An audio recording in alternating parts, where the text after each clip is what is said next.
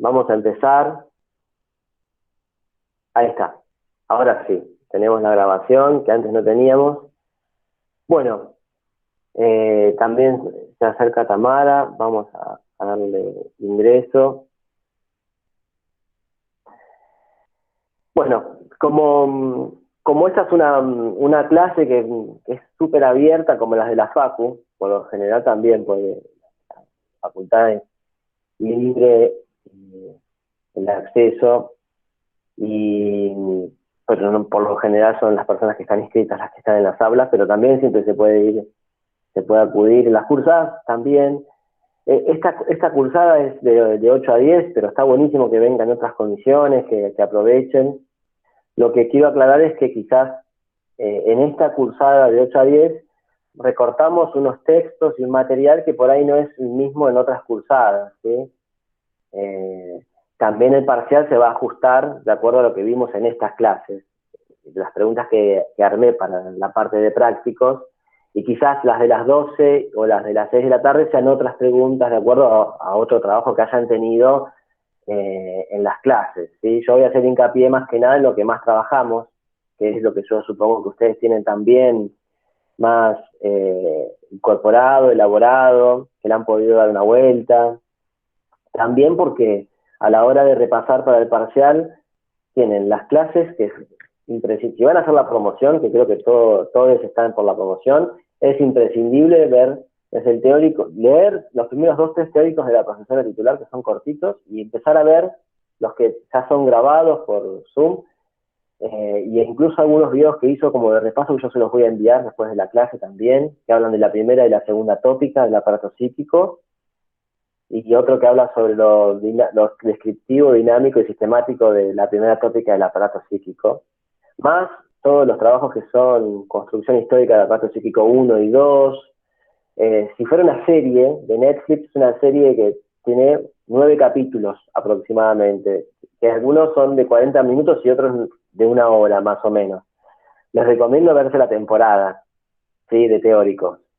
Y lo mismo de prácticos para ir repasando, y si pueden hacer, además de eso, ir leyendo, después de la clase teórica leer el material de los teóricos, o después de la clase que ven de prácticos ir al texto que se dio, eso les va a garantizar un desarrollo del parcial que les permita estar en las circunstancias de recibir las preguntas el viernes a las 8 de la mañana y ya saber, si tienen alguna duda, ya saber a qué teórico ir a mirar 10 minutos como para refrescar algún material, o a qué práctico ir a mirar en YouTube si tienen una duda o lo que sea. Además, obviamente, si tienen los textos en Word marcados, como también se los envié marcados, o tienen el PowerPoint a mano del tema, lo pueden refrescar y ahí elaborar la pregunta, la respuesta.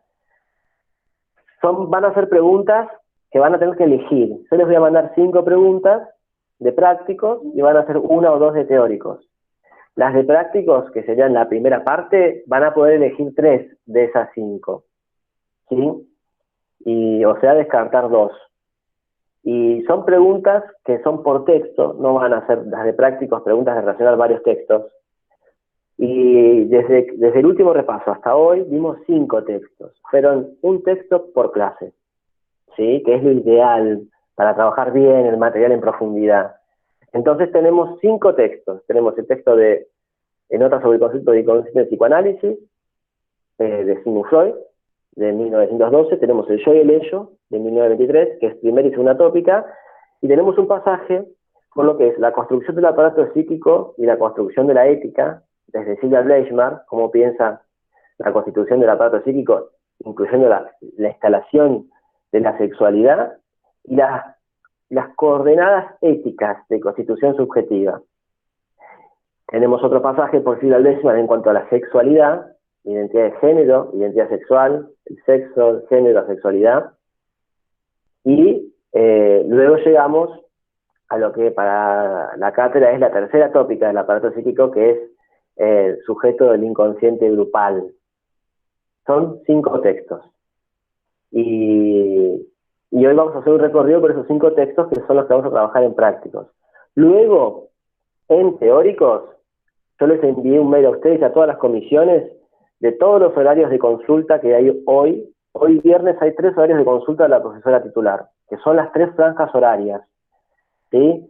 Creo que hay uno a la mañana, creo que es ahora a las 11, otro a las 2 de la tarde, y otro creo que a la tardecita noche, para que tengan posibilidades de ingresar a esa reunión de Zoom y preguntarles sobre los materiales de los teóricos, sobre los teóricos, y también cómo van a ser las preguntas que ella va a hacer de teóricos, que yo, por lo que vengo viendo a lo largo de los distintos cursos o distintos años que di clases, las preguntas de los teóricos son preguntas que también, para que ustedes desarrollen, una pregunta que parece sencilla, pero que a ustedes les va a permitir, sencilla porque es como, cómo se constituye el aparato psíquico teniendo en cuenta el vínculo, la sexualidad, la inteligencia. Entonces, por ejemplo, es una excusa para que ustedes pongan en común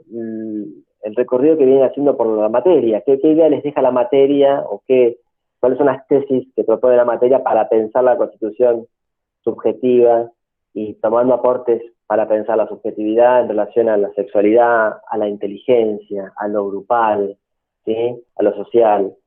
Entonces, van a ser como preguntas como para que ustedes sinteticen a través de la respuesta lo que vienen viendo o entendiendo de los teóricos. Y con sus propias palabras, si quieren citar algo, por supuesto que siempre está bienvenida a la cita, que después expliquen.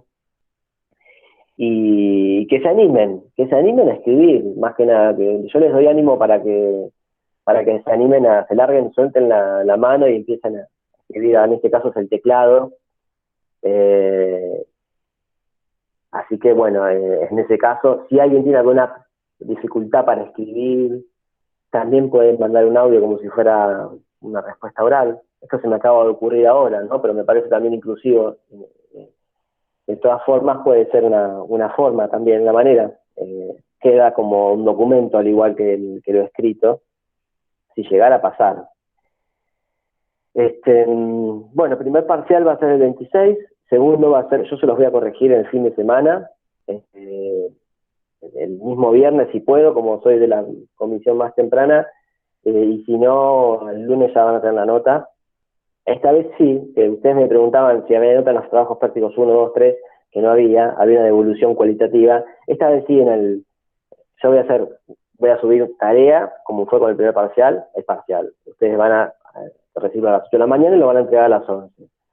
Y cuando se los corrija y les haga algún comentario, si viene el caso, va a ser ahí, en tareas, donde ustedes van a ver la nota o algún comentario de retroalimentación. Y si no llegaran a aprobar, si no llegaran al 6, por ahí tienen un 4, un 5, pero quieren promocionar, pueden volver a hacer el recuperatorio, y es el viernes siguiente. Se promociona a partir de 6 en adelante, eso se va a articular con la nota del seminario, que es aprobado o desaprobado, y lo que fueron los primeros trabajos prácticos también van a servir como concepto de cómo vienen trabajando, cómo venían trabajando para, a la hora de redondear una nota que sea el límite entre el 5 y el 6, a la hora también de redondear para arriba, incluso la nota numérica. Yo no estoy muy de acuerdo con la nota numérica, pero ahí ya nos ajustamos a las normas del sistema, del Yugarani, y bueno, hay que poner un número, ¿sí? Pero yo me quedo más que nada con la participación en clases como ahora y en las preguntas, sobre todo me quedo también con la curiosidad de ustedes. Eso para mí tendría que ser un concepto en pedagogía, ¿no? La curiosidad de querer saber, de que me han pedido material, me han hecho preguntas. Creo que ahí es donde se genera lo más rico del intercambio. Bueno, hasta aquí cuestiones formales, metodológicas, de lo que sería el parcial.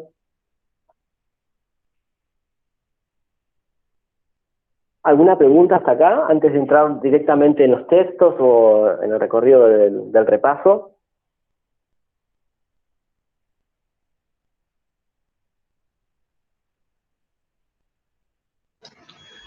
Hola, profe, soy Euge. Hola, ¿cómo andás, Eugen? Bien.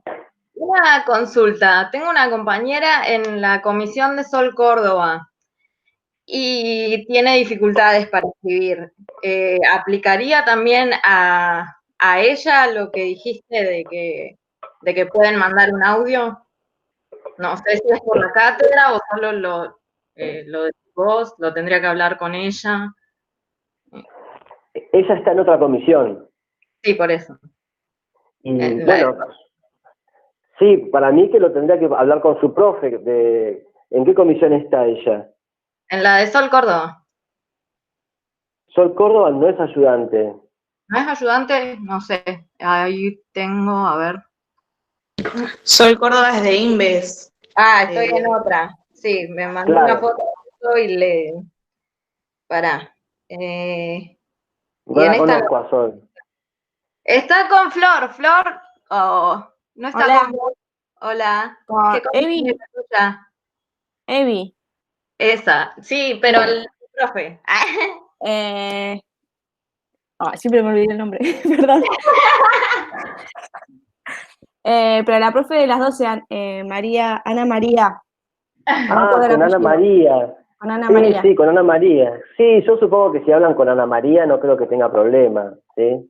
Pero como ya les digo, cada comisión tiene también su propio código, su código, ¿no? Pero Claro. no, Ana María no creo que tenga problema, no, de hecho no sé si no lo deben haber acordado antes de que yo les haga este comentario. Supongo que sí.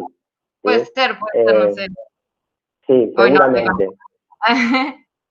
Y algo que quieran consultar antes de entrar, o ya entrando en tema de los textos que hemos visto, de las clases. Hola, profe, buen día. Soy Melanie. Hola, buen día. Perdón que te pregunte de nuevo, pero no me lo recuerdo.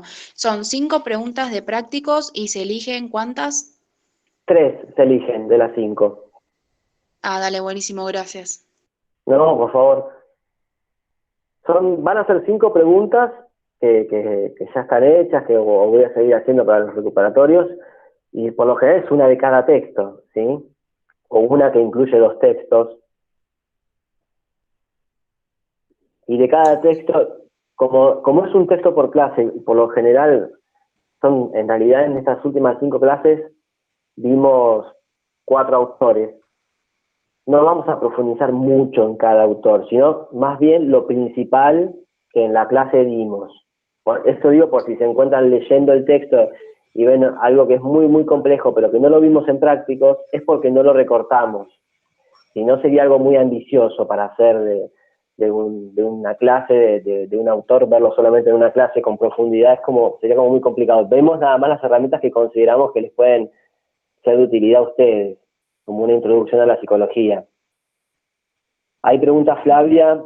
Las preguntas de los teóricos las corrige la profesora de teóricos. Las corregimos entre la profesora de teóricos y yo, ¿sí? Les doy una primera lectura yo.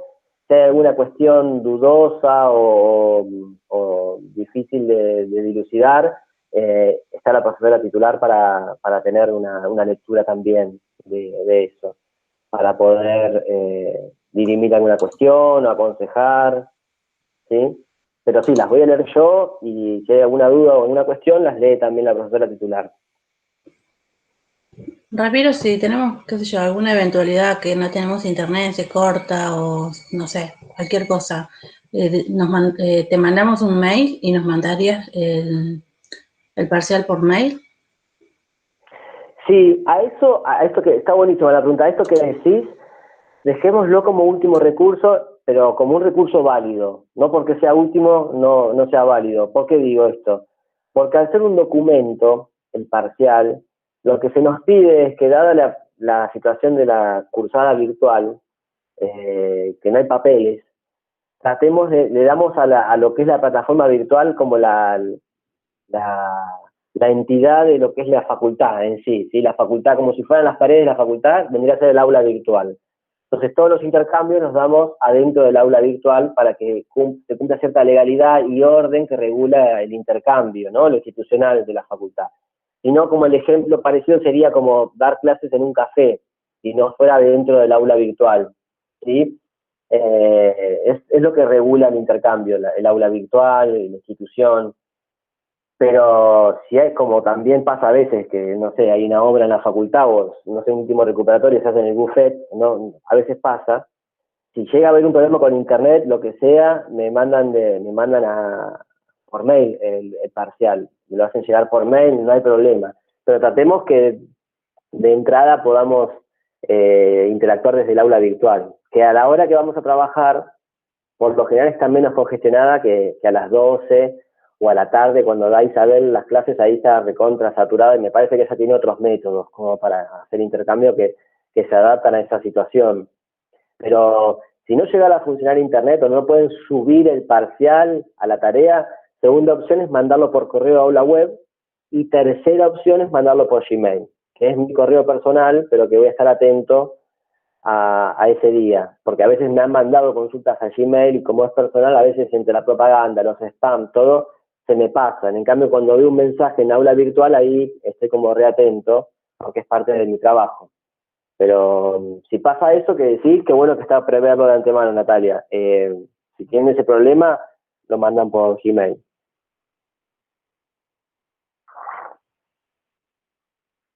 Bueno, ¿alguna cuestión más? Sí, seguimos repasando, si quieren. Estamos repasando cuestiones que... Lo peor que puede pasar es el parcial, que se pierda la conexión, mejor preverlo de antemano, perfecto. Se les acalambró la mano, no, tienen una parálisis en una de las manos, mandan un audio, lo comparten en el documento de Word, lo comparten por Drive o por el audio de la plataforma. ¿Qué más?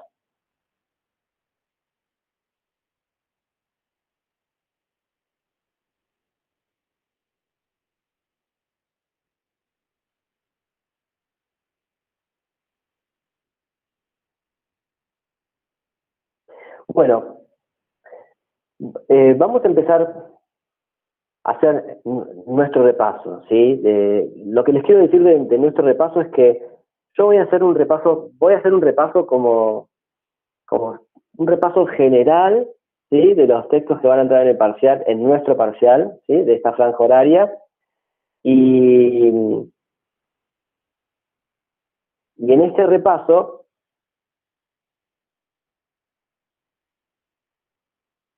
lo que vamos a hacer yo les voy a dar como coordenadas generales, ¿sí? De cada texto. ¿Qué es lo importante de cada texto? ¿Qué es lo que podríamos recortar para trabajar en el parcial? Pensando el parcial como una instancia más de aprendizaje, donde ustedes quizás produzcan más que lo habitual y de manera sintética. Si alguien tiene alguna pregunta en estas cuestiones generales que yo voy a ir dando de cada texto, me frena y profundizamos, ¿sí? Hacemos clic ahí en ese tema y lo ampliamos. A nivel general, y esto se los digo como me pasó a mí repasando yo también tengo que estudiar para el parcial, para hacer las preguntas, para corregirles, para pensar este repaso.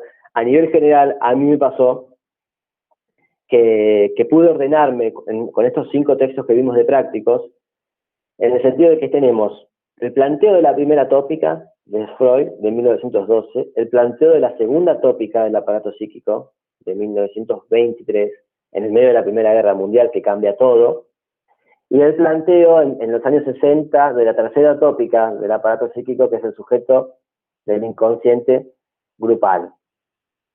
¿Sí? Tenemos como 3 columnas, primera tópica, segunda tópica y tercera tópica. Son formas, hipótesis, para pensar el inconsciente, para pensar el aparato psíquico, y en función de eso, intervenir, ¿sí?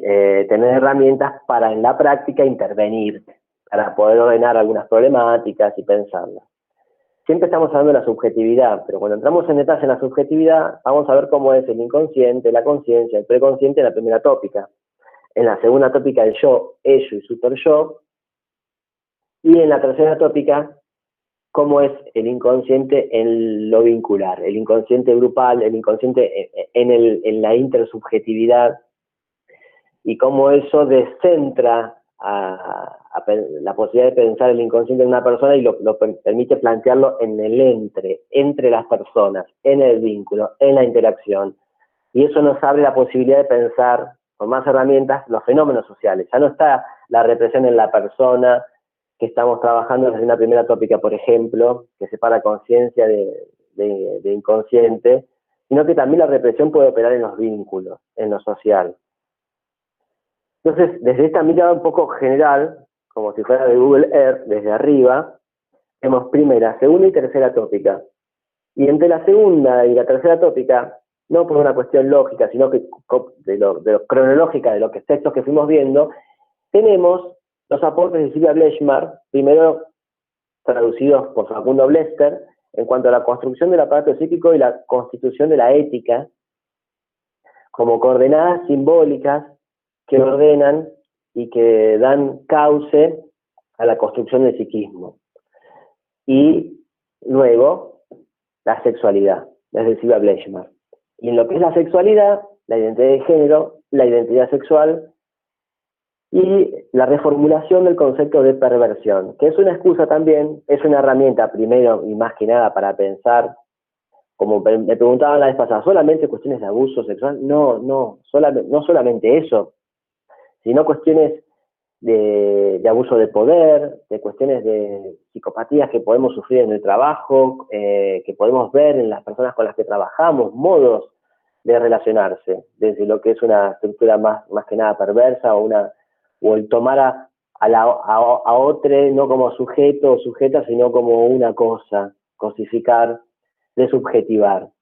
Claro, estamos viendo subjetividad. Bueno, entonces, como vemos subjetividad, también es importante el concepto de perversión para ver cuándo se arrasa con la subjetividad.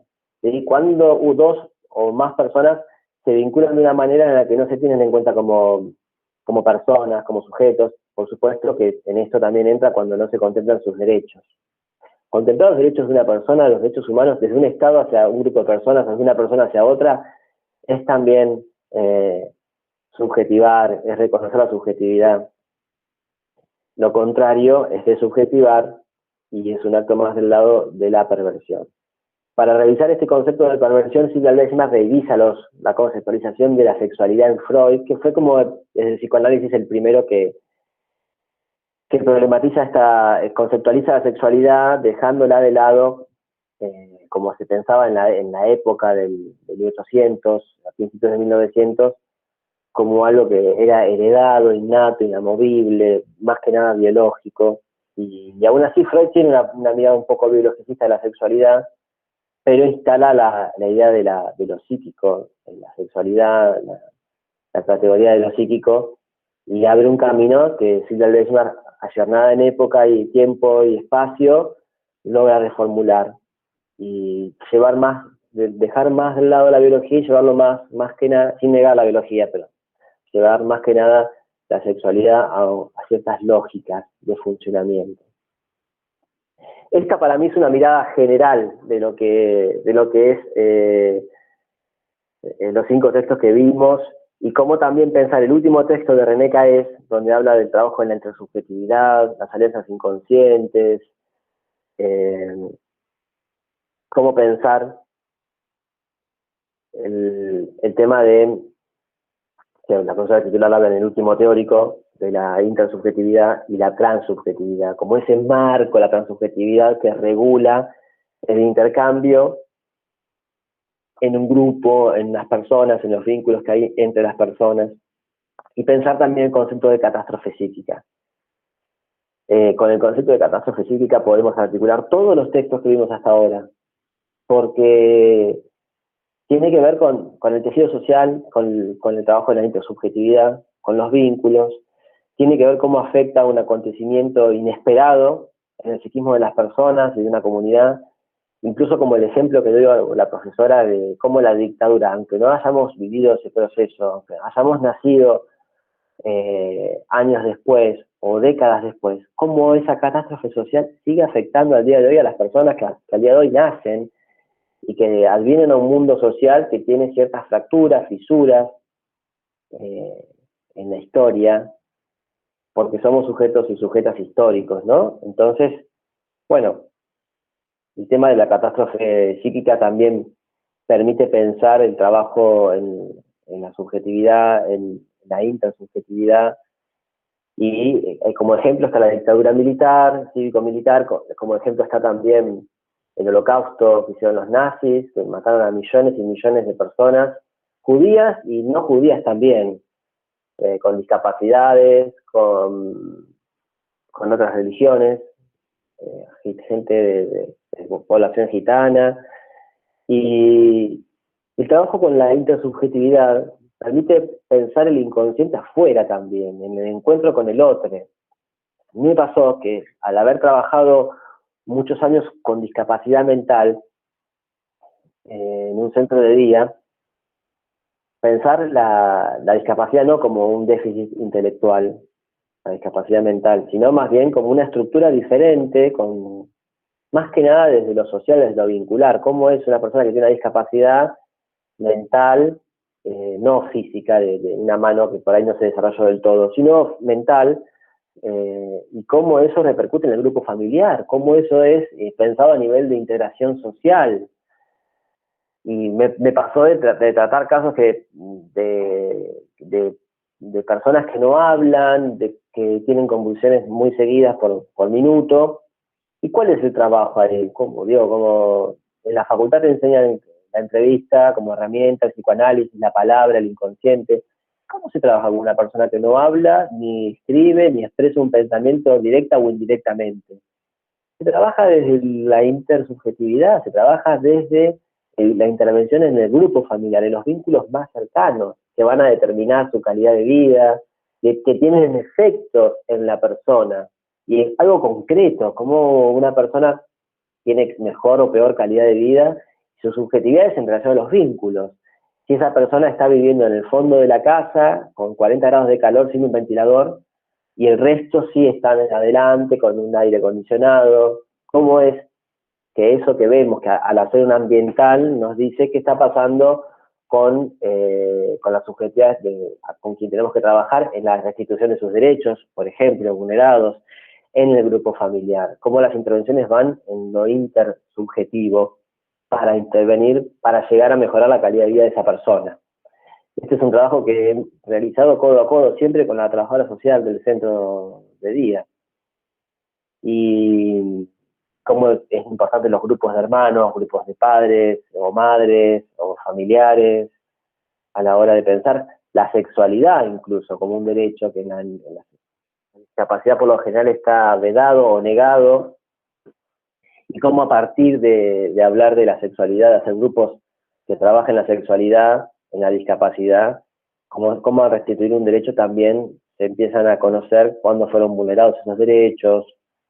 Y bueno, no me voy mucho por las ramas con este tema de la discapacidad, pero era como para ejemplificar también el trabajo de la intersubjetividad, y para pensar que somos sujetos y sujetas que estamos, al haber tenido una carencia de instintos que nos diferencian de las tortugas, que por ejemplo la tortuga pone los huevos en la playa a 16 metros del mar para regular la creciente del agua, y en 20 días esos huevos, que puso que son millones, nacen y van por instinto, van corriendo para que no se lo coman las gaviotas hasta el mar para volver al mar. Nadie les explica cómo, tienen instintos, son pautas de comportamiento heredadas genéticamente para poder coexistir armónicamente con el medio, adaptarse al medio en armonía. Esa armonía de la especie humana está rota, quizás estuvo en algún momento, pero está rota, y hace que el complemento tenga que ser alguien que nos asista, y según cómo nos asista esa persona, o esas personas, se va a dar también a poco la construcción, ¿sí? La forma de nuestro aparato psíquico y nuestra subjetividad. En esa carencia que tenemos de instintos es que el otro, la otra nos da la posibilidad de existir en una asistencia, en un vínculo que empieza a darnos posibilidad de existir, y al mismo tiempo un grupo que nos da posibilidad de existir. No es solamente un vínculo, sino también muchas veces es un grupo primario que luego pasa a ser un grupo interno, porque es una matriz que tenemos a la hora de pensarnos en grupos, a la hora de ocupar un lugar en un grupo. Y también, como decía la profesora, en los teóricos no es algo que después se dé por casualidad, que nos pase siempre lo mismo con los grupos de las personas, y que será el destino, la casualidad, sino que tenemos herramientas para pensar que eso no es casualidad, que eso es repetición, que esa es una propiedad del inconsciente, que no es un inconsciente individual, que se da en el grupo, en el encuentro con el otro. Pero bueno, hasta acá una mirada general. Si quieren hacer alguna pregunta, seguimos con alguna pregunta, o si no vamos a ir un poquito más en detalle, texto por texto.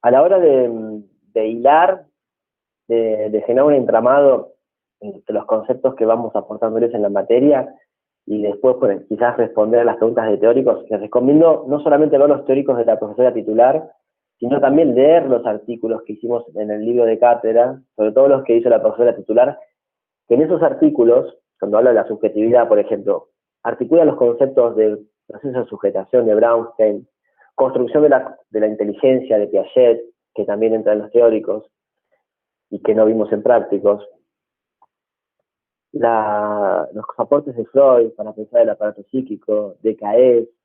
Es importante ver cómo articulan en ese artículo, que creo que es la introducción o el capítulo 1 del libro de cátedra, también les va a dar como una mirada, una idea general de la materia.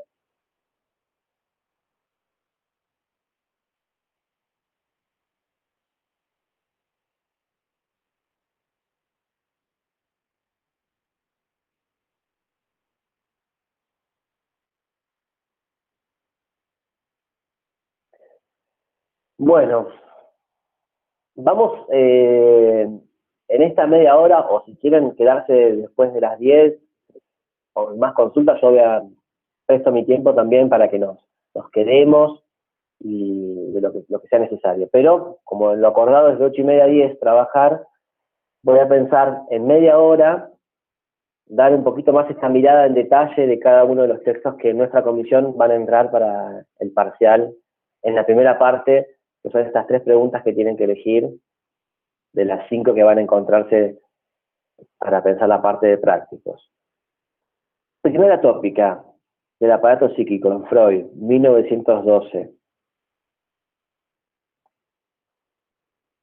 Se los voy a mandar, hay un teórico cortito de 20 minutos que la profesora profundiza mucho esta idea de la primera tópica, y cómo Freud en este texto, nota sobre el concepto del inconsciente en psicoanálisis, habla del inconsciente desde un punto de vista descriptivo, al hablar de los fenómenos que se producen con algunas ideas que, al no estar presentes en la conciencia, están en otro lugar, y en ese sentido, descriptivamente, son inconscientes o latentes, ¿sí? Al no estar presentes en la conciencia, y da el ejemplo de la memoria, como algo que nos preguntan y no nos acordamos, o nos acordamos, pero antes ¿dónde estaba eso que nos acordamos? Esa fecha de cumpleaños, ese nombre.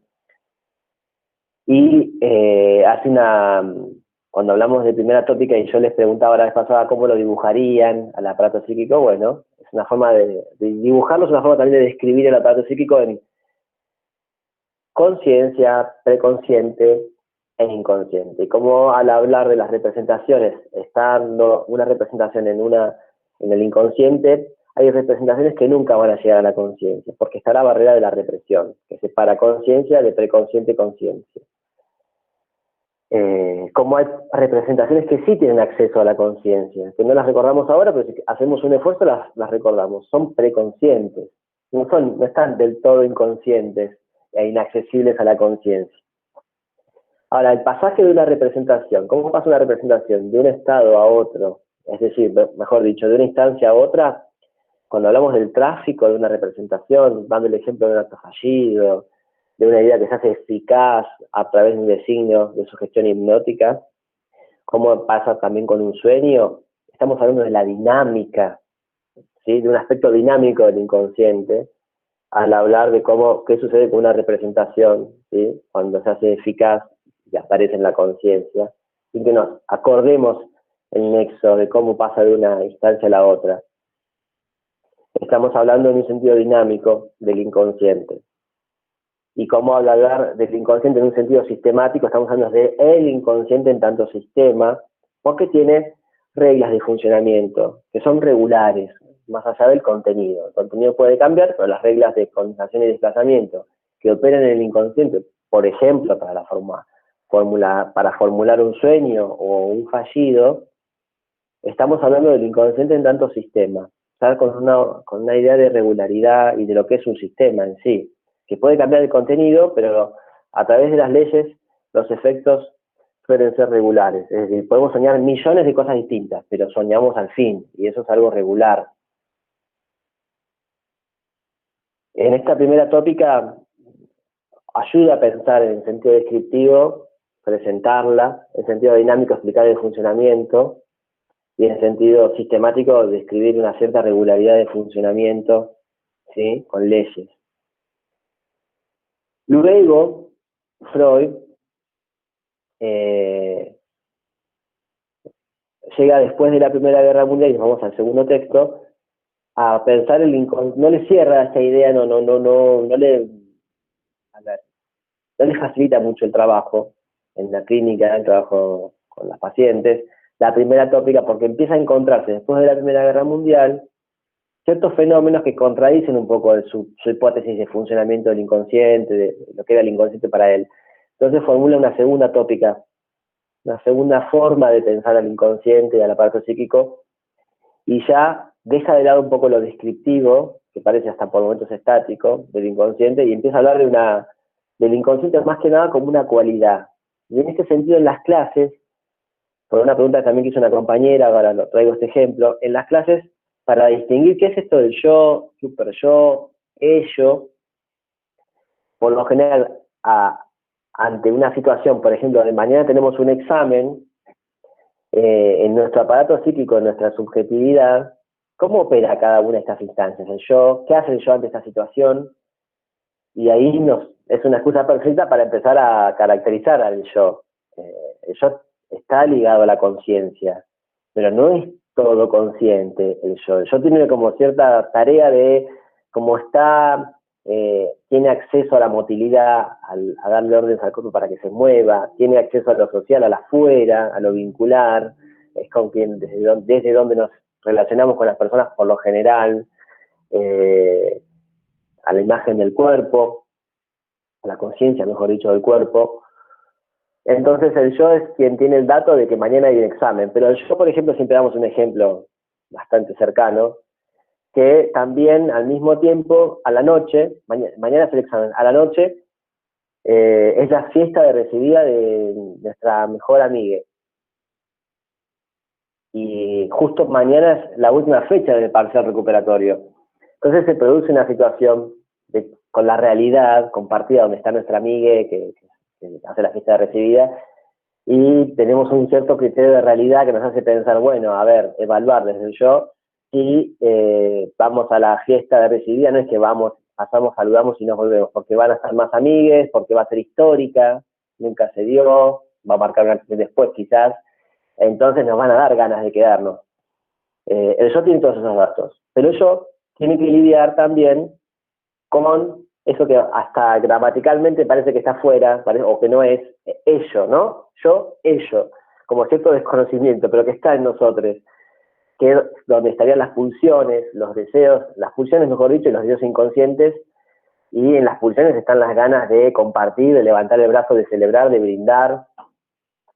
Ahora ese ejemplo tendría que aplicarse con un Zoom, me parece, y un barbijo, pero bueno, vamos a tomar el ejemplo de antes, ya veremos cómo será después.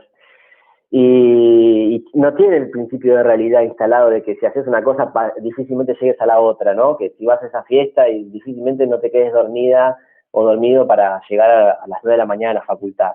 Quiere conseguir esa meta, quiere participar, quiere descargar toda la pulsión social, gregaria, tomar, brindar, festejar, bailar, disfrutar, y por otro lado está el super-yo, que es una instancia del aparato psíquico que se encarga de inculcarnos la conciencia de culpa ante determinadas cuestiones, son las insignias que se heredan de de quienes nos criaron, que nos regularon en cuanto a límites, a lo que está bien, a lo que no está bien, que por momentos se hace una instancia un poco pesada, y es esa instancia que dice, lo mejor, si vas hasta recibida, no vas a aprobar, si no aprobás, te vas a pasar un año, es que esta instancia que nos haría también sentir culpables si no vamos a la recibida, y vamos a rendir, y dejamos sola o sola a nuestra amiga que quería que estuviéramos en su día histórico y nos vamos a sentir culpables por no haber estado o haber quedado mal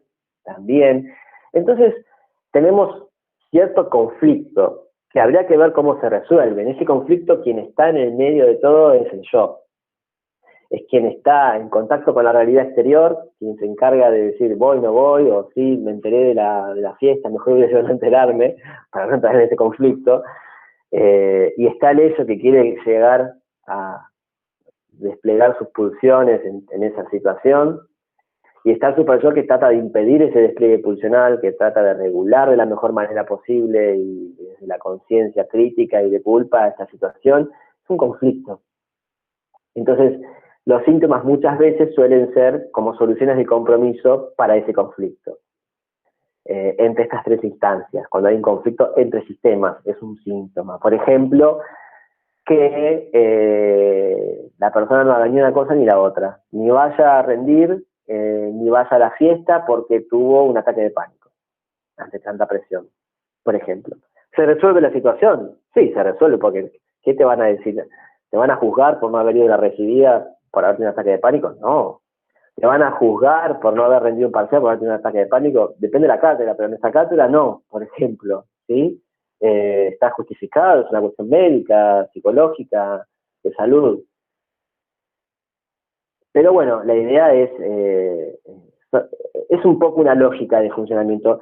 Pasa a ser una cualidad. En la segunda tópica del aparato psíquico, después de haber pensado este ejemplo, que solemos hacerlo en clase con personas que encarnan al super yo y hablan, personas que encarnan al yo y regulan y hablan, y personas que encarnan al ello y tratan también de hablar, y se suele generar una dramatización muy, muy, muy interesante, porque acá el contenido fue mío, pero cuando ustedes pasan al escenario a dramatizar esta situación, a dramatizar el aparato psíquico de la segunda tópica de Freud, es mucho más gracioso y significativo para el aprendizaje.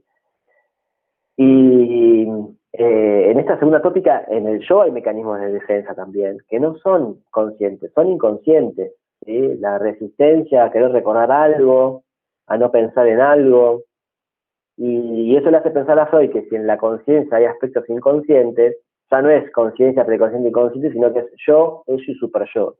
En el yo hay aspectos que son inconscientes.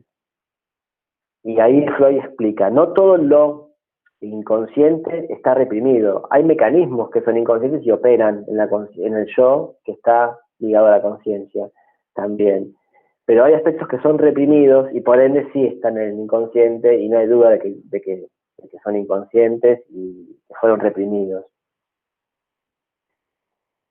En lo que es el texto que vimos, los dos primeros capítulos, lo que vemos es la diferencia entre la conciencia, entre el yo y el ello, las leyes que regulan la conciencia, las que operan en el ello, cómo pensar a la conciencia en los ejemplos que vimos en la presi que les mandé, como ese campo todo organizado, arado, y cómo el inconsciente está todo mezclado, es un baldío, que no por eso quiere decir que no haya cosas, hay y muchas más de las que nos imaginamos, pero con otras reglas de funcionamiento. Hasta aquí la segunda tópica. No voy a profundizar tanto en cómo Freud analiza los sueños traumáticos de la Primera Guerra Mundial, qué pasa con el principio de placer y placer, o con la pulsión de muerte. No lo vamos a preguntar. Más bien que caractericen, ¿sí?, a la conciencia, cómo se caracteriza el yo en la segunda tópica, cómo caracteriza a Freud al ello en la segunda tópica. No mucho del super yo porque es poquito lo que menciona, más que tiene que ver con la instancia crítica y de conciencia de culpabilidad al final del segundo capítulo. Hasta aquí la primera y la segunda tópica de Freud, ¿sí? Quedamos en 1923.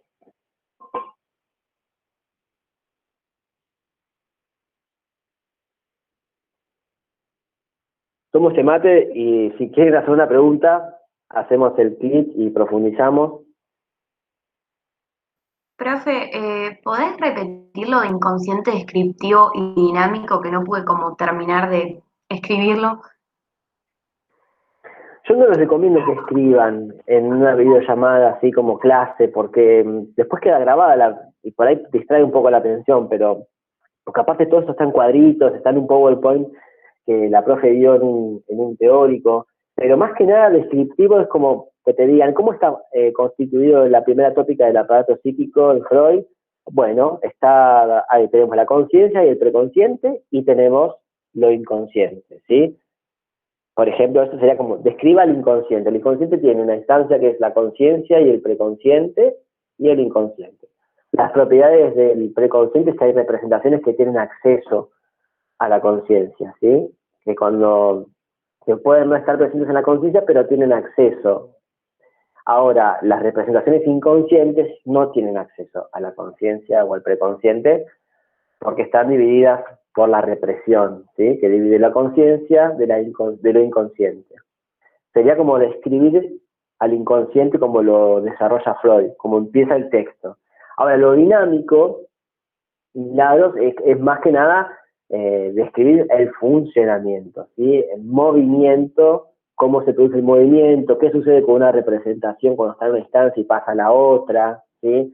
Cómo es ese pasaje. Ya nos introducimos en lo que, cuando hablamos de dinámica de movimiento, nos introducimos en aquello que tiene que ver con, yo les daba el ejemplo de que hay ciertas restricciones para circular ahora en pandemia, pero no es lo mismo circular para ir a hacer un mandado que circular para ir a trabajar, que tenés un permiso, ¿sí? O no es lo mismo circular sin permiso para ir a algún lugar si te detienen. Es como que estamos hablando del movimiento, pero no es el mismo movimiento de una representación o de otra. En ese sentido, es el ejemplo para pensar la dinámica en el primer parcial. ¿Se acuerdan que había que hacer un control de lectura? Fue justamente lo que preguntamos. ¿Cómo describe Freud la dinámica del inconsciente, el aspecto dinámico del inconsciente? Y ustedes tenían que ir al texto y, bueno, copiar y pegar cuando Freud deja un poco de lado el ejemplo de la memoria del inconsciente y pasa a hablar de la sugestión poshipnótica, cuando un médico a un paciente lo hipnotiza y le da un designio de que cuando se despierte abre un paraguas, ¿sí? La persona se despierta, tenía el acto de la hipnosis y sin saber cómo ni por qué, hace eficaz ese designio, que fue inconsciente, porque la persona estaba no estaba en estado de conciencia, estaba en estado de hipnosis, muy similar al inconsciente, al de un sueño. Entonces, lo que sucedió con ese designio, con esa representación, fue que el inconsciente se hizo eficaz en la conciencia, pero no se sabe el nexo, la persona no reconoce el nexo, solamente actúa el designio inconsciente. Eso es hablar del inconsciente en sentido dinámico.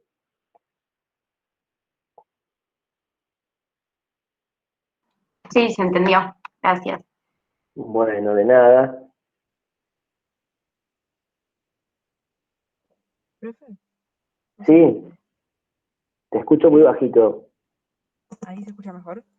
Sí. Varias veces hablaba del narcisismo y a mí esa idea me quedó un poco perdida, y más en relación por ahí a las tópicas o a las instancias, digamos. ¿Me podrías explicar un poco más sobre eso? En la primera y en la segunda tópica no vamos a hablar de narcisismo. No, ¿vos lo leíste en la primera, en el texto, notas sobre el concepto del inconsciente o el yo y el ello? No, específicamente en estos textos no. Me vino ahora recién el concepto tipo a la mente y quería saber si se relacionaba justamente con las tópicas, porque no lo tenía esa No, parte y quería saber. sí, no, no digo que no se relacione, si estamos en una clase de psicoanálisis podemos desarrollarlo mucho más al concepto, pero para los fines que tenemos de presentar al aparato psíquico en la primera y segunda tópica, de narcisismo no vamos a hablar. Sí vamos a hablar de narcisismo cuando hablemos de sexualidad y cuando hablamos del concepto de narcisismo trasvasante, ya en el texto que venía a continuación en el repaso, que es el de construcción del aparato psíquico y de la ética. Ahí sí hablamos de narcisismo. ¿Se acuerdan que vimos el ejemplo de Narciso que se refleja en un lago, porque no había espejos en el momento en que se escribió esta historia, de verse reflejado Narciso en el lago, o si lo hiciéramos ahora en un espejo, tiene que ver más que nada con una idea de verse reflejado en otra persona, como espejo, o uno mismo en un objeto, en un lago. Cuando hablamos de narcisismo también hablamos de cierta idea de totalidad, que se contrapone a lo que es la parcialidad.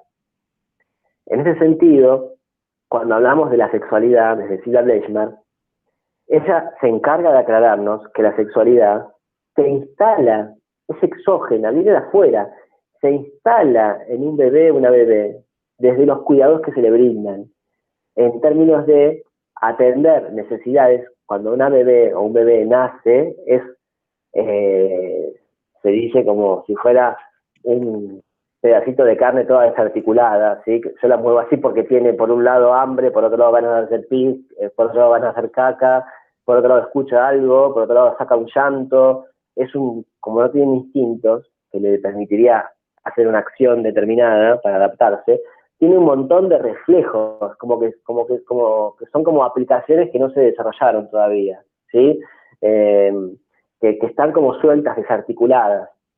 Entonces, de a poquito, cuando se van atendiendo estas necesidades, se van generando en esa atención de ciertas necesidades experiencias de satisfacción que luego se intentan repetir para generar no ya la cancelación del hambre, sino repetir esa experiencia placentera de haber saciado una necesidad. Entonces empieza a instalar desde afuera la sexualidad, que quiere decir que ante una necesidad biológica se pueda pasar a una cuestión de satisfacción y satisfacción, de esa zona de intercambio de adentro y de afuera, y empiezan de a poquito a aparecer zonas que antes eran reflejos sueltos de placer y displacer, que se pueden estimular más allá de la necesidad biológica, ¿sí? También empieza a pasar que vamos a limpiar la caca o el pis, sobre todo a cambiar un pañal, y no es solamente cambiar un pañal, pasar un algodón o una crema, es algo más también si se hace de manera como con ternura, pasa a ser algo placentero también muchas veces, o lo contrario, o displacentero, si se hace con una hoja totalmente, con una lija, no sé, con una hoja, o con una actitud más que nada, que no tengan muy en cuenta el acto o la ternura de esto. Y se va instalando la pulsión, la sexualidad, zona por zona, parte por parte del cuerpo, y lo que hace el narcisismo es dejar de ver parte por parte y ver toda una totalidad. Que por una cuestión biológica y de especie humana, hablar de totalidad en un recién nacido, o una personita de un año y medio, es imposible porque biológicamente las vías de conexión del sistema nervioso central y periférica están todavía desmineralizadas. O sea, los cablecitos que unen una neurona con otra o el cerebro hacia las extremidades, todavía que transmiten los impulsos nerviosos para darle órdenes al cuerpo, todavía son como cables pelados, no tienen todavía la capa de proteína que es la mielina que recubre para que no se pierda el estímulo nervioso. Entonces, el cuerpo está desarticulado, pero lo que no está desarticulado o lo que le da unicidad es la mirada desde afuera del otro. Es la posibilidad de anticipación incluso. De decir, voy a tener a Juani, que va a ser una persona brillante, que va a ser una persona que resalte en todos lados, antes de que nazca, o al haber nacido, decir que Juani tiene la actitud como reconocimiento de especie que tenía yo cuando estaba esperando el micro y me ponía impaciente, porque Juani cuando espera el biberón se pone a mover los dedos, es toda una creación que viene desde afuera, es una forma de darle unicidad a algo que es parcial, pero que se empieza como a unificar desde afuera, desde el otro, que le presta un nombre, que le presta un sentido, un significado. Y trasvasante quiere decir esto de pasar de un sitio a otro, de trasvasar. Entonces, a Juani yo le presto un nombre, le doy un nombre, le otorgo un nombre, con todo el significado que puede incluir Juani, o Noah, por ejemplo, con otro nombre, que puede ser también pensado, que está muy de moda, muy de moda en el sentido también de pensar que no define a priori masculino o femenino, por ejemplo. Es interesante. Y el narcisismo trasvasante le da unicidad a ese cuerpo que es por momentos desorganizado.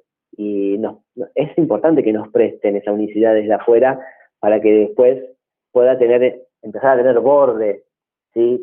Continente, todo ese contenido de energía pulsional, sexual, que nos instalan desde afuera y que le va dando entidad a nuestro psiquismo.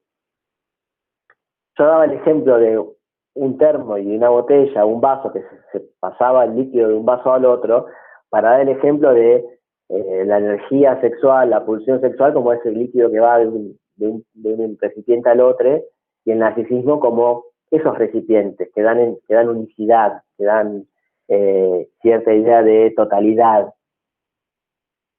Cuando hablamos de totalidad, es pensar que es el nacimiento del yo también, en algún punto, o sea, desde el estadio del espejo en Lacan, pero no quiero complejizar algo que en la idea es simplificar incluso, pero tiene que ver con poder, en esa doble función, esto es importante, lo dice Bleichmar, que tiene el otro para asistirnos en la vida, a no tener instintos, es una doble función, de instalar la pulsión y de narcisizar, es decir, instalamos esa energía a través de asistir ciertas necesidades que van instalando zonas de placer y displacer en el cuerpo, pero al mismo tiempo instalamos un narcisismo que permita tener una idea que refleje de nosotros hacia esa persona que atendemos, que refleje, que le prestemos, ¿cierto? Que le trasvasemos cierta idea de totalidad, cierta idea de unicidad para que organice tanta energía que está en el cuerpo y que el cuerpo vaya tomando forma.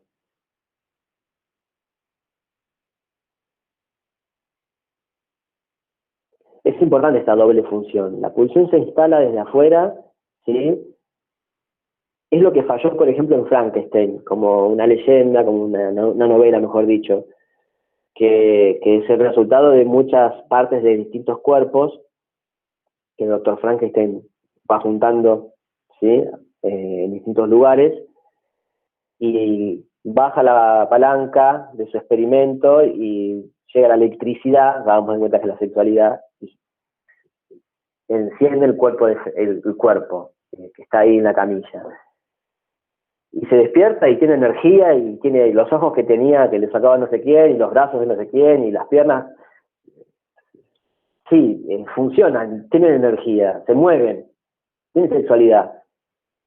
Pero la parte del narcisismo no estaba instalada. La parte del narcisismo de darle cierto sentido al nombre de esa personita que trae el doctor Frankenstein, de darle unicidad, de ayudarle a organizar toda esa energía, falla, y Frankenstein sale disparado y termina cometiendo desencuentros con las personas, siendo segregado del resto. Es lo más parecido también a pensar ciertos casos de discapacidad mental o por el rechazo que al haber sufrido de base después no les permite organizarse o tener cierta unicidad, y como a veces en ciertos casos de discapacidad, cuando el narcisismo se instala y se trasvasa, no hay ningún tipo de problema. Es una persona con capacidades distintas, diferentes, pero no tiene ninguna patología agregada mental.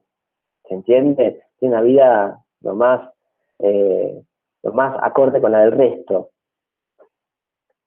En el caso de Frankenstein falló el narcisismo, la función narcisizante. Se le dio mucha más energía incluso de la que podía tener y no se le dio contención a ese aporte de energía. Y ahí nos introducimos en la cuestión de la instalación también de la ética. Es que el narcisismo trasvasante, este ejemplo que les di de Frankenstein, va también en función de la ética, cómo se regula esa implantación de la pulsión, esa función del narcisismo trasvasante. No les vamos a preguntar qué es el narcisismo trasvasante, pero sí ustedes lo pueden mencionar y articular cuando hablemos de sexualidad o cuando se les pregunte por cómo piensa la sexualidad Silvia Bleichmar, o qué es la sexualidad para Silvia Bleichmar, o cómo se instala la ética.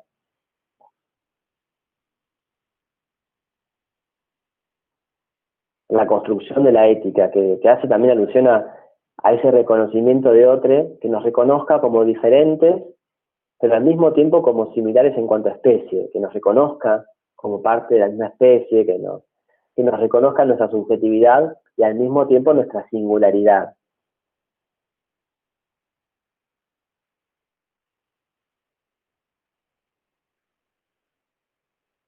Ese reconocimiento que podamos recibir o no, también va a marcar y determinar el reconocimiento que le podamos dar nosotros a otros. Si nos reconocieron como tal, si fuimos concebidas las personas como con cierto reconocimiento de nuestra subjetividad y al mismo tiempo con nuestra singularidad, después nosotros también podemos hacer lo mismo con otros, ¿sí? Con reconocer la subjetividad de otros, de las personas, sus particularidades. Y eso está vinculado también a los derechos.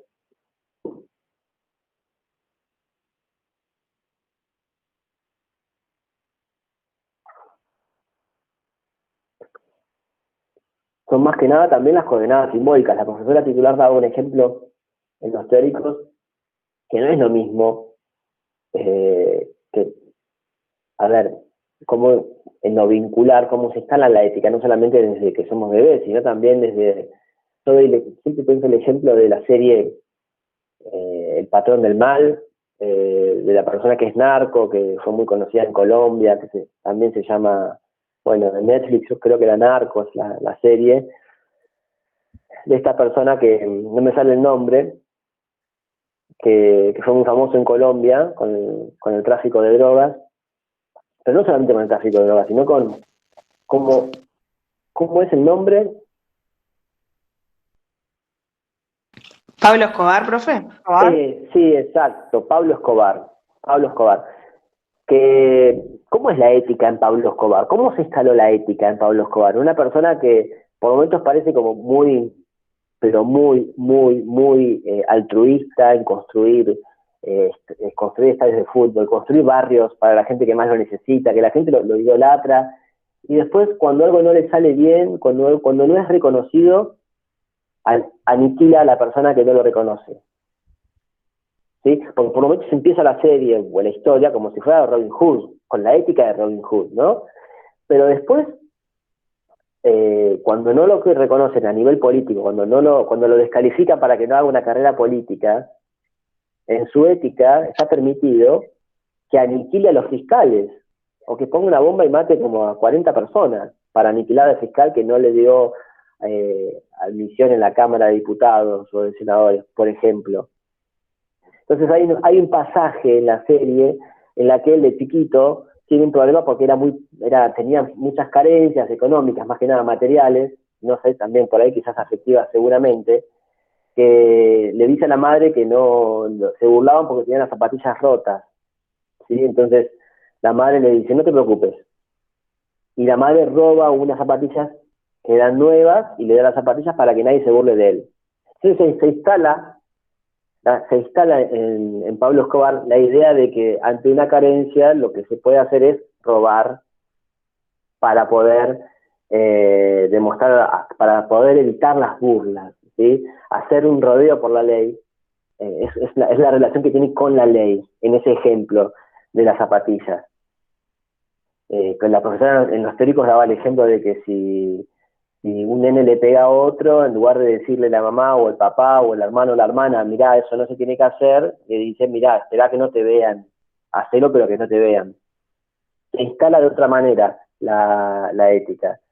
Yo daba el ejemplo de la película Tenemos que hablar de Kevin, cuando Kevin, uno se pregunta, ¿qué pasa con Kevin cuando nace y ya de entrada no recibe la atención de sus cuidados, cuando se fractura el brazo y la madre en lugar de por ahí pedirle perdón porque lo golpeó, oculta eso ante el padre o ante los médicos que lo llevan al hospital, y también no hay una función fiscalizante eficaz ni del padre ni de la madre en Kevin cuando nace, porque no lo soportan, lo dejan llorando para contarle que no moleste. El padre es ausente y la madre es ausente afectivamente, aunque presencialmente no.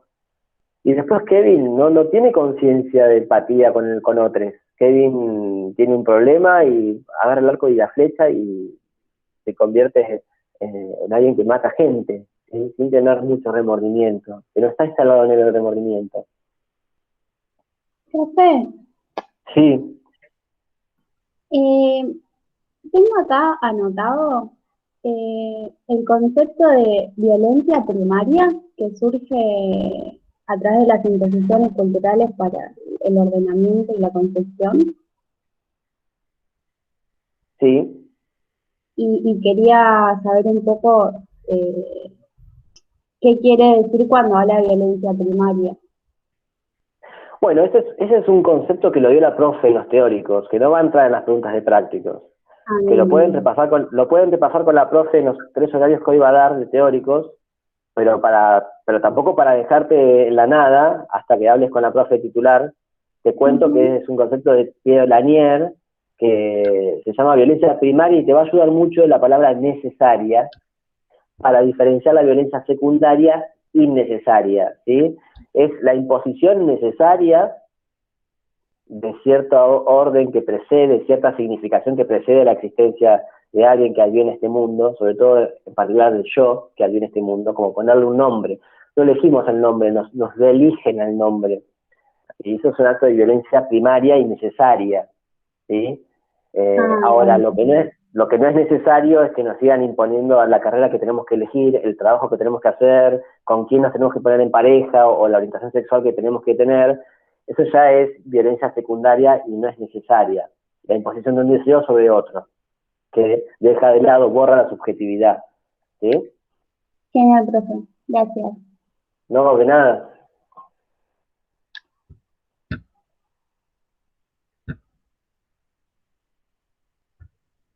Bueno, a partir de las preguntas que fueron haciendo, que me parecen importantísimas, sobre todo en el narcisismo trasvasante, que viene siendo recurrente, es que pudimos repasar un poquito lo que tiene que ver con la sexualidad y, y sobre todo de costado, un poco periféricamente, vimos lo que es la perversión o lo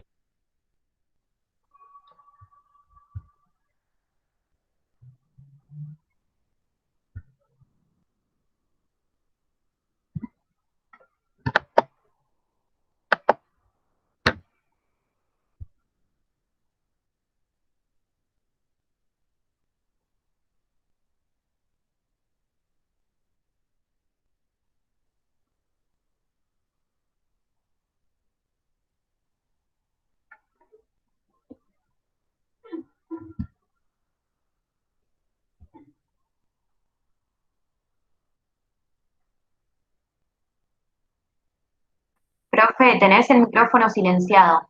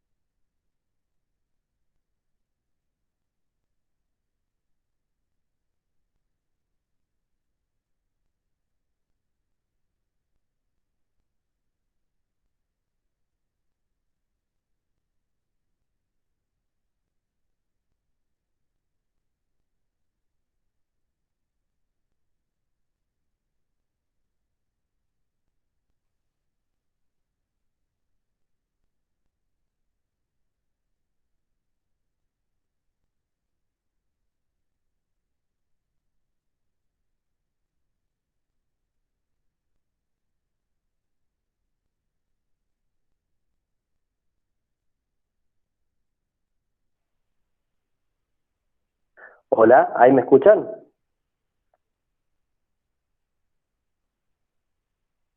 Sí. Sí, profe, ahí se escucha.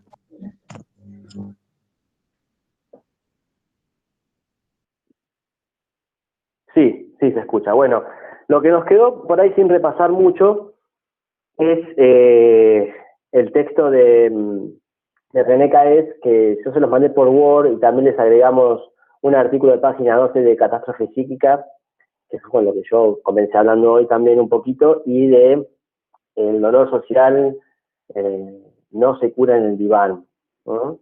En este sentido, de este último texto, ¿hay alguna pregunta de este último autor que vimos en la última clase, que la profe dio casi 2 teóricos, porque en uno introdujo la temática y en el último, que es más breve en cuanto a tiempo, profundizó más con un PowerPoint? No sé si tienen alguna duda de este último texto. Lo que les voy a decir que es importante es pensar por qué puede ser concebida como tercera tópica del aparato psíquico al sujeto del inconsciente grupal, que es un aporte que les permite a ustedes y a nosotros también intervenir en problemáticas sociales, en conflictos sociales, donde el vínculo con otros es el terreno de intervención desde lo intersubjetivo, y desde la creación y aplicación de políticas públicas y sociales, que también es el terreno de lo transsubjetivo, que enmarca el intercambio, lo intersubjetivo. Las alianzas inconscientes, el trabajo de la intersubjetividad también es muy importante, para que eso es un párrafo para pensar cómo poder trabajar entre catástrofes psíquicas, para repararlas, trabajar con las personas que fueron víctimas de ellas. Lo importante que es fortalecer en una comunidad los lazos, no porque suene bien decirlo, sino también porque pensar el trabajo en la intersubjetividad y la importancia del lazo social en las personas, que pueden producirse cambios a partir de la intervención en el grupo, que los grupos cambian a las personas y las personas cambian a los grupos. Entonces ahí está también el inconsciente, descentrado de una persona y puesto en lo vincular. Catástrofe psíquica, grupos sujetos del inconsciente grupal, como estamos armadas las personas por grupos que nos trascienden, que nos preceden, que creamos, que nos sostienen los grupos, y que cambiamos a partir del intercambio con grupos. Y no mucho más, ¿sí? Pensar lo intersubjetivo para distinguirlo de lo subjetivo y lo transsubjetivo.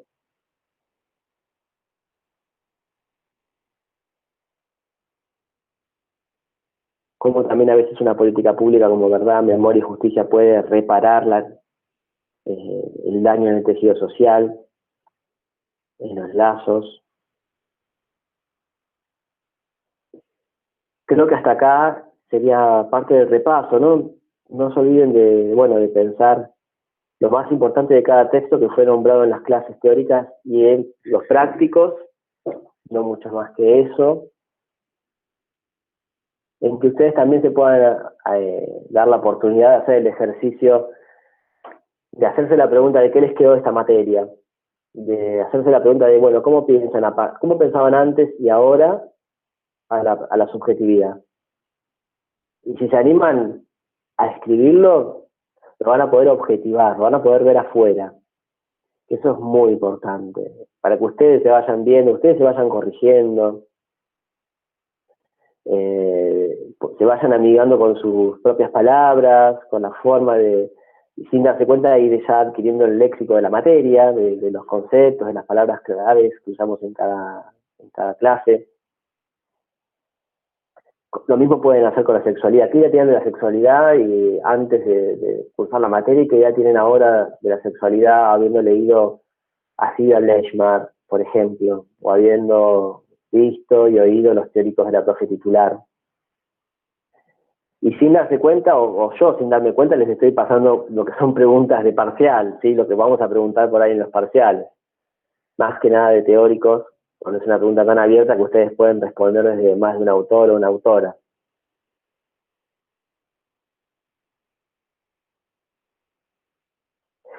Bueno, vamos dando por terminada la clase, la última clase de ustedes y mía. Vamos a seguir en contacto, obviamente que por correo y por videoconferencia, si lo necesitan, la armamos para hablar de algún tema de la cursada, para repasar si quieren, o del seminario para seguir en la tutoría, pero lo que es formato clase, texto, esta es la última, que es de repaso.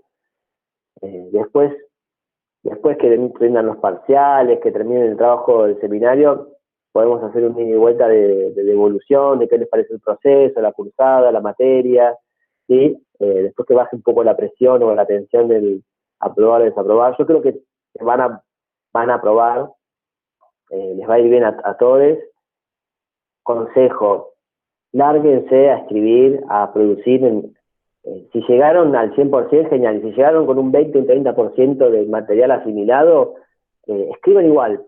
Hagan el ejercicio, aunque sea de presentarse, de mandar el parcial, ¿sí? Que de última, si le falta un poco, lo seguimos trabajando para la siguiente instancia de recuperatorio, pero preséntense, no dejen de presentarse en esa primera instancia, ¿sí? Por lo general, es importante que, aunque haya algún error, algún equívoco, también nos da la oportunidad de seguir corrigiéndolo, de que yo les diga devolución, de que lo vuelvan a pensar. No dejen de pensarlo como una instancia más de aprendizaje, ¿sí? Así que confíen en ustedes, en lo que trabajamos, en lo que han producido, y no dejen de presentarse el viernes que viene, hagan el intento. Si llegaron con poquito, igual preséntense, que a ese poquito con el que llegaron le damos una vuelta, ¿sí? Así que ánimo con eso y les va a ir bien. Yo creo que han trabajado mucho. Sobre todo estas circunstancias de videollamada, de internet, de audios, de mensajes, ¿sí? Así que confío en ustedes, en que les va a ir bien. Y cualquier duda en la semana, con cualquier cosa que se traben o que tengan alguna pregunta más, lo seguimos hablando por correo, ¿sí?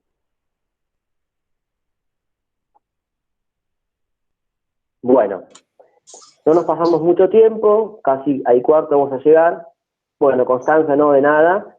Y nos vemos el viernes que viene. Voy a abrir una sala de chat, voy a subir el parcial a las 8 de la mañana, no 8:30, a las 8 de la mañana. Y ahí vamos trabajando. Mientras transcurra el parcial, hagan dudas también, que van a tener el call center a su disposición. Muchas gracias, profe, por todo. ¿Nos vemos el viernes? Listo, profe, muchas gracias. Ahí estaré. También, gracias.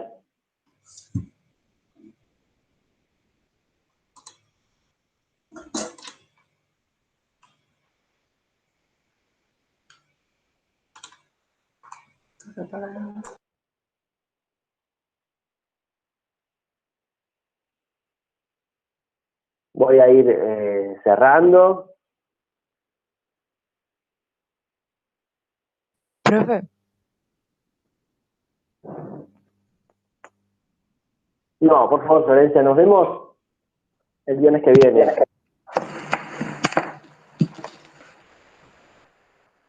profe,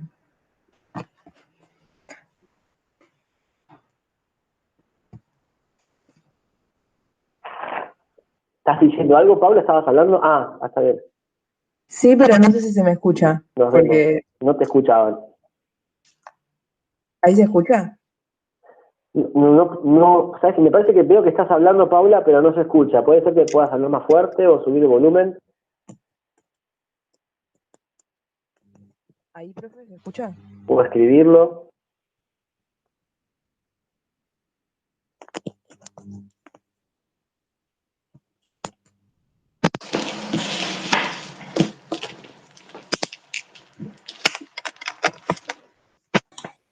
Paula, yo sí te escuchaba. Ahí se escucha, profe. Sí, Pau, se escucha. ¿Tenés auriculares? Sí, es que ya probé 3, o sea, ya no sé cuál me anda. Ahí se escucha bien. Está bien. No sé si me Sí, está ahí escuchando. yo te escucho bien.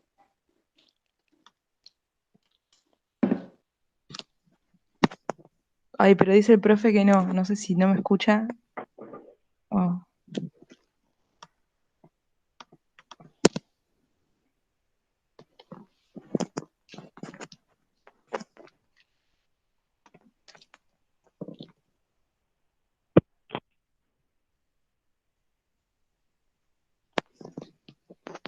Profe, ¿ahí me escuchás?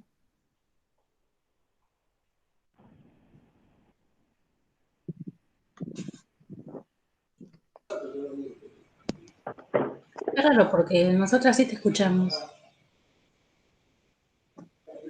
Bueno, Qué raro. no, por ahí me confundí yo, no sé.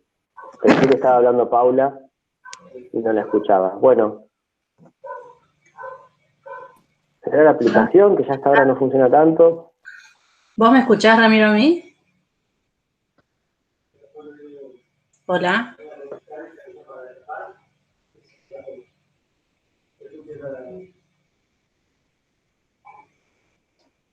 Ahí te silenciaste, Ramiro.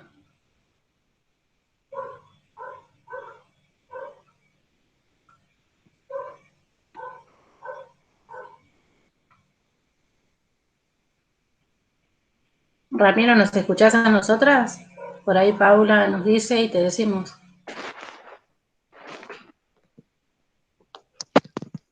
Bueno, no pasa nada, sino después le mando, pero qué raro. Y si no, escribile, Paula. Sí, pasa que es una duda re larga, tipo me quedo re pendiente de narcisismo. Así que no pasa nada, después. Sí, mandale. Igual, dijo que no lo iba a tomar, así que más en la sexualidad, pero... Bueno, no, lo saludo y le digo que después le pregunto bien. Chao, profe. A ver si me escucha. Hola, me parece ahora. Estoy tratando de ver. Ahí sí, ahí escucho. Ahí está, ya lo resolví. ¿Ahí, profe? ¿Qué me decían? ¿Se escucha? Sí. Ay, bárbaro. Perdón, es que me Sí, quedo perfecto. súper pendiente lo del narcisismo. No sé si lo termino de entender. Ya sé que por ahí no entra bien puntual, pero no. O sea, el narcisismo es como le da al otro, o sea, al considerarlo en su totalidad, es como que pasamos a considerar al otro como, digamos, ser humano. Estoy tratando de ordenar las ideas para preguntarlo. Pero viste que Narciso se refleja en el lago y se ve en el lago, ¿no? Pero eso es una ilusión, porque en realidad no está Narciso en el lago. Es una imagen como virtual la del lago. Pero es como Pero que esa virtualidad... el otro. Okay. Exacto, sí, eso es. Y es necesario que otro se proyecte en nosotros, para que nos empiece a prestar como cierta idea de unicidad, cierta idea de totalidad, ¿sí? Distinto de lo parcial, cierta organización. Es necesario que alguien se vea reflejado. Es como algo virtual, porque es como que suponemos características de personalidad, de carácter, de estado de humor, de ánimo, en alguien que todavía es un pedazo de carne con un montón de movimientos desarticulados. Pero suponemos que mira como el abuelo, suponemos que es así porque el nombre lo dice, mira el nombre que tiene, Claro, se llama sería como León. idealizarlo, digamos.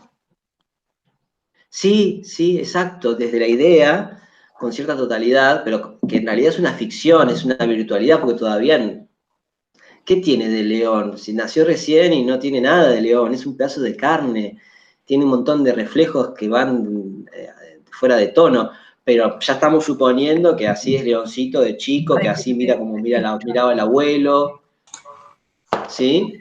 Y volviéndolo a la sexualidad en los niños, en este caso, un nene que convive solo con la madre, ¿se identifica con la mamá? Desde la sexualidad, digo, si no tiene relación con nadie. ¿Pero es posible que no tenga relación con nadie en este mundo? No, ya lo sé, pero digo, volviendo a estos ideales, ¿no? Que supuestamente es una ficción y estamos,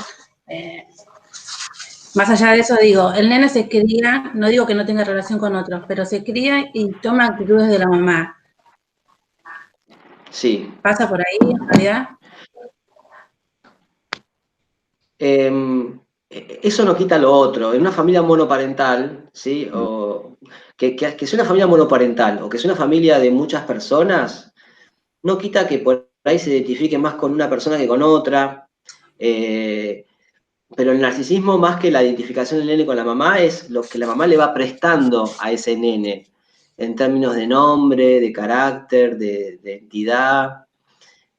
en esa familia que vos decís monoparental, por supuesto que va a adquirir quizás la paciencia de la madre, o va a adquirir quizás la creatividad de la madre, o la ternura de la madre, o qué sé yo, la sensibilidad o la fortaleza, pero es lo que la madre le pueda prestar y no de ella sola. Es lo que la madre proyecta si es una familia monoparental y la madre proyecta cierta imagen o figura de su propio padre en ese nene va a crecer con ese préstamo, con esa proyección de que tiene las características del abuelo o del tío abuelo que nunca conoció, pero que se transmite en esa mirada de la madre que lo ve igual a ese abuelo, o que Te digo cuando que empezó a caminar... me pasó, totalmente. De hecho, mi hijo mayor lo tuve de soltera, junto con mi familia, ¿no? Mi papá y mi mamá, y sí, tomó actitudes de mi papá. Sí pasa eso, y ahí tenemos la herencia, pero no es la herencia genética. Si vos hubieras adoptado a ese nene y hubieras pensado que también te has acordado a tu papá, hubiera heredado rasgos de tu papá y del abuelo. Sí, no hablo de lo genético, hablo de los vínculos, nada claro. más. Sí, pero yo doy el ejemplo como para contrastar, ¿no? El ejemplo de que es algo de que tiene que ver con el orden de las significaciones y que es necesario que ocurra. O sea, sería como entonces como condicionar al bebé, incluso cuando nace, ya proyectando esa imagen. Sí. Sí. Como esto como a modo de idealización. Sí. Y a veces pasa a modo de idealización, y a veces pasa, y acá me voy a meter con lo que es los planteos de CAES, a veces pasa también que esa idealización es negativa, que ya de entrada se le pone el mote de es histérico, digamos, o es histérica. Le decimos la Tana que tiene un carácter, ¿viste? La Tana, como en la película, la Tana Ferro, es como la Tana. Mirá la poca paciencia que tiene, mirá el carácter que tiene. Cuando en realidad por ahí tuvo una actitud, tuvo un gesto, pero ya se le está proyectando, ya se le está depositando todo eso que después cuesta, pero no es imposible, desenlazar, cuesta, pero no es imposible quitarse. Pero también esa significación, esa idealización positiva o negativa, después se tiende como a replicar en los grupos. Si en un grupo familiar fue la persona que tenía el peor carácter, después esa personita va a otro grupo y se comporta como tal. Se complementa en tener el peor carácter del grupo de amigues, por ejemplo. Profe, eso tiene que ver con la construcción de la identidad también de las personas, o sea, digamos, más allá de que, no sé, pongo un ejemplo, mi mamá idealiza en mí, también es quien me cría, entonces ciertas actitudes las voy a tomar. Yo después de grande tal vez como que empiezo a romper con eso, ¿no? O nada que ver, porque me estoy yendo muy por las ramas, pero yo lo pienso como de esa manera. Sí, puede ser de grande que te empiece a ser obstáculo en algunos vínculos y sea un motivo como para revisarlo, a partir de algún síntoma que haga como cierto cortocircuito. Y también, esto que hablamos no deja de ser violencia necesaria primaria, esta imposición de un nombre, imposición de ciertas características del yo, antes de que se despliegue, articulando con contenido de los teóricos, ¿no? Pero también... también si nos criamos como hija única, vamos a tender a comportarnos como hija única en un grupo, por ejemplo, o si toda la vida competimos por el amor de mamá o papá con una hermana, y vamos a ir al trabajo y sin querer va a estar reeditada esa rivalidad con una compañera de trabajo o con un compañero de trabajo, por ejemplo. No sé por qué, pero me siento familiar con esa persona, me pasan cosas similares.